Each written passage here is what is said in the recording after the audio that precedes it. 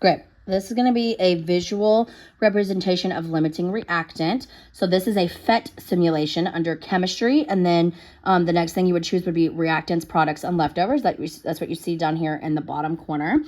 So this is kind of what it should look like. And I'm going to start with cheese up here. And we're just going to do cheese sandwiches first. And then I'm going to actually do some molecule examples. So that way you kind of see how it works. So here is this is basically my chemical reaction. And I've got 2 breads, 1 cheese to make 1 sandwich. So I need 2 pieces of bread and 1 piece of cheese to make 1 single sandwich. So those are like my mole ratios, like the coefficients we've been talking about for a little bit. So if you look here at this first example, I've got 8 breads and 8 cheese. Okay, so these over here, this before reaction, these are my reactants. And over here, this is my product. And then these are leftovers. Okay, so just to kind of see, so you can kind of see, we got reactants on this side of the arrow, products on this side of the arrow. This would be my sandwich, and then these are my leftovers. So we used all 8 pieces of bread, which is why we have 0 pieces left over. And that gave us 4 sandwiches, not 8, because each sandwich needs 2 pieces of bread. I think that's pretty familiar to most of you. Okay, I happen to have 4 pieces of cheese left over, because over here, I have 8 pieces of cheese, but I only needed 4 to make the sandwich. Because remember, the ratio again is 2 pieces of bread, 1 piece of cheese to make a sandwich. I know some of you might want more than 1 piece of cheese on your sandwich, but for this example, that's the ratio that we're given. So this here, the one that runs out first is your limiting reactant. So bread would be our limiting reactant in this case, and our excess reactant would be cheese, okay? Because I ended up with some leftovers. So your limiting reactant is what runs out first. And then your excess reactant is what has leftovers. So I'm just trying to give you a representation of what it is that you're actually solving for when you're solving a limiting reactant problem, okay? We can change these numbers and see. So let's do 6 pieces of bread. And let's do 7 pieces of cheese, just to make it different. Okay, so with my 6 pieces of bread, remember the ratio again, I need 2 pieces of bread for 1 sandwich. I can only make 3 sandwiches out of that. So my actual full product is 3 sandwiches. Okay, but I have 7 pieces of cheese. So I'm only going to need to use 3 pieces of cheese for those sandwiches. And then I'm going to have 4 pieces left over. So bread is my limiting reactant because it has nothing left over. And then cheese is my excess reactant. Okay, so it doesn't have to be that way though. If I have, let's say I had 6 pieces of bread and only 1 piece of cheese. Like, let's say I went to the store and they just didn't have a lot and I only bought 1 piece of cheese. I can only make 1 sandwich. And what I'm going to run out of first is the cheese. This time, cheese is my limiting reactant and bread is my excess reactant. I'm going to use 2 pieces of bread to make the 1 sandwich. Again, I go back to my ratio.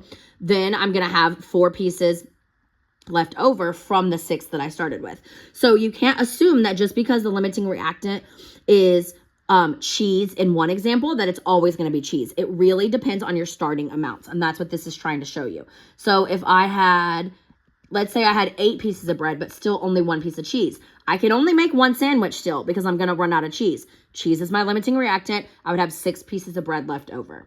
So you can play with the numbers kind of in any way that you want. I could have 2 pieces of bread and 1 piece of cheese. Notice I have 1 perfect sandwich, no leftovers, okay? Because I had exactly the ratio 2, 1, 1. That's what our ratio is, 2, 1, 1, the 1 sandwich.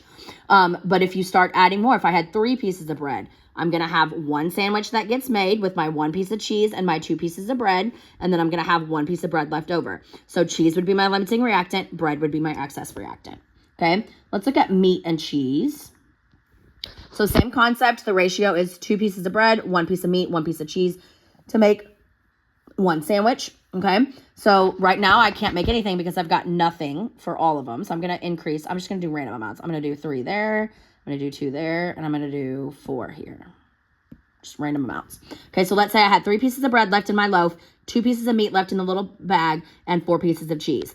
I can only make 1 sandwich with 2 pieces of bread, 1 piece of meat, and 1 piece of cheese.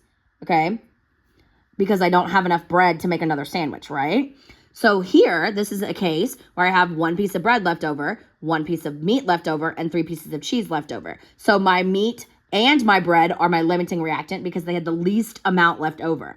So sometimes you might not use all of it, but whatever is going to run out first is still going to be your limiting reactant. So if I took away, let's say I took away a piece of meat. and I only had one piece of meat and I still had everything else the same, my limiting reactant would be the meat, and my excess reactants would be the bread and the cheese because I had leftovers for there. Okay, so the goal for limiting reactant is to run out of something first so you can identify the limiting reactant. And usually the numbers do work out that way. Okay, so let's look at molecules for a change. So that way we're not just talking about sandwiches forever because it's making me hungry. It's around dinner time. Okay, so this time I have a reaction and my ratio is 2:1:2, but I have actual molecules. So I've got 2 hydrogens plus 1 oxygen molecule makes 2 H2O, which is water. Okay, so right now I'm just going to let's do random amounts. Okay, let's do one more. Okay, so I've got 4 H2s, 3 O2s, and it's showing you what a picture of the molecule is, just like it did with the meat and the cheese. I can make 4 waters or H2Os, okay? Rearranging these, that's what chemical reactions do. I can make 4 waters, but I don't have any hydrogens left over, okay? And I do have an oxygen left over. So hydrogen in this case would be my limiting reactant. Oxygen would be my excess reactant. My product would be H2O, and I made 4 of them, okay? So if you play with the numbers more, let's increase this. Okay, that's still just giving me more leftovers for the oxygen, still running out of hydrogen because I didn't increase that. But what if I went all the way to 8, which is the max I can on this little simulation? If I went all the way to 8 for the hydrogens, okay, I can make 8 waters. I wouldn't have any hydrogens left over, still my limiting reactant, and then I would have excess 2 oxygens, okay? But if I did, let me see, still the same, okay? What if I did... let's reduce this down, okay? There's another good example. The ratio is 2:1:2, and this is 8:4:8, which is a similar ratio. It would basically reduce to 2:1:2, which is why there are no leftovers, and it's kind of the, quote, perfect ratio, okay? So what if I did, let's say I had 7. What if I had 7 hydrogen molecules, 4 oxygen molecules? I could only make 6 waters. I would have 1 oxygen left over and 1 hydrogen left over. Okay, what if I did 6? 6 hydrogens make 6 waters. Notice the ratio for hydrogen is 2, and the coefficient in front of the water is also 2. So if I have 6 hydrogens, that's how many waters I'm going to make. That's kind of every time what happens. So my oxygen is going to be my excess. I've still got 1 oxygen left over. I ran out of hydrogen. That's my limiting reactant. Anything that runs out first is your limiting reactant. This is my excess reactant. Here's my product. Okay. Hope this helps with some of those words while you work on this simulation.